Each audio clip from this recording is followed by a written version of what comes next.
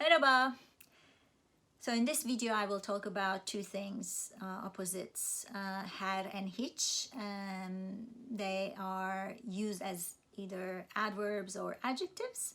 They are opposites though, so that's why I'm talking about them together. Hopefully you're going to remember them like that. So let's start with the negative. It's the fun one. All right, so hiç. It's a very important concept actually for Sufism if you're interested. Hiç is the final stage of your path. It's nothingness. Okay, so hiç is a negative, and it is used in the negative sentence or question. All right, hiç Antalya'ya gittin mi? Have you ever been to Antalya? Hiç Antalya'ya gittin mi? It's a question. Hayır, hiç Antalya'ya gitmedim. So in the answer, which is negative, we use hiç again, and that's negative again. So it's, hiç requires double negative or question. Okay, so it's kind of confusing for English speakers. For instance, you say, I never eat breakfast, and we say, ben hiç kahvaltı etmem. I don't eat breakfast like that. Etmem, right?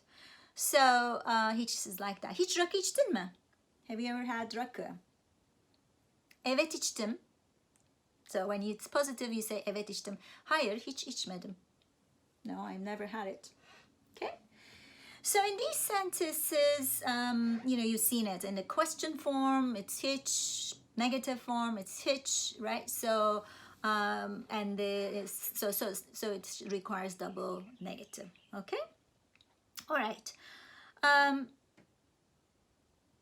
Sometimes, so now I'm going to talk about the variations of hiç. So there's a list in your books, you should look at them. Let's start with hiçbir. From that, hiçbir can be used alone. Hiçbir kitap, Türkçe değil. None of the books are Turkish. So hiçbir kitap, it follows the word it modifies. Hiçbir kitap, hiçbir öğrenci kötü not almadı. None of the students got bad grades. So hiçbir, which is written together, means again none, right? None and nothing. All right. But sometimes there are more words following that. Hiçbir zaman means never again. But this is like probably adding more emphasis to the zaman, the time, as opposed to others. For instance, hiçbir yer is like emphasis for the place. And so and so forth. So hiçbir zaman et yemem. I never eat meat. So hiçbir zaman is no occasion, right? So hiçbir zaman. Okay. Hiçbir şey, which is also very common. Şey means thing, right? Hiçbir şey. So hiçbir is together, şey is written separately. Hiçbir şey. Dün sınıfta neler oldu?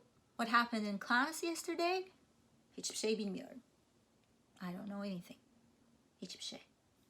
Hiçbir şeyden korkmam. I'm not scared of anything. So it's a very strong statement. So again, yeah, and so hiç and hiçbir şey, hiçbir zaman is like that. So now let's talk about her, which is the complete opposite. Alone, it means every, each. As opposed to hiçbir öğrenci kötü not almadı, you can say her öğrenci iyi not aldı. Every student got a good grade.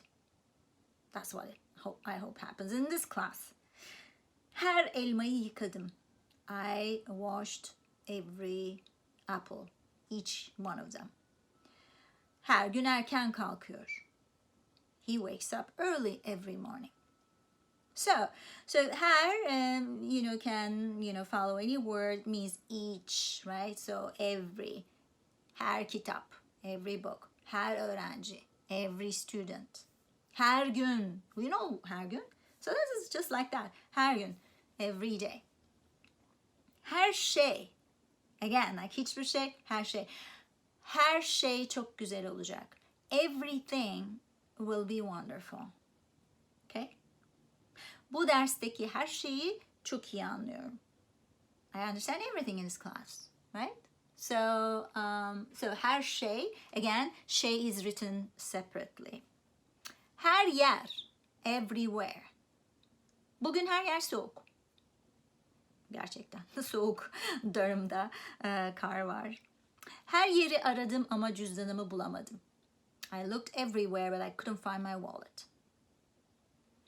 Her zaman, always. Her zaman aynı lokantaya gidiyoruz. We go to the same restaurant every time. So this is like more like frequency. So maybe you can just make a list of like what is, you know, şey, when it's, what happens when it's attached to şey, what happens when it's attached to zaman.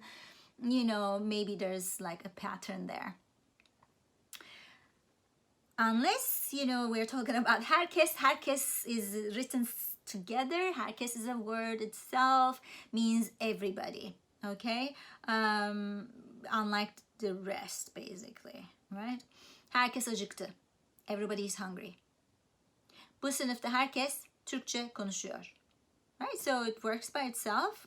Bu sınıfta herkes Türkçe konuşuyor. Everybody speaks Turkish in this class. Alright, so that's probably it. I know when we list these things, it's kind of, it's hard to remember, but when you make sentences for each from your real life, as I always ask you to do, then it sinks. It's, you know, you digest, you understand. And then, you know, as you use it, you make it your own, right? Alright, so I'll give you lots of opportunities in your worksheets, finish them, and then come to class. Like always, her zamanki gibi. Kolay gelsin. Görüşürüz.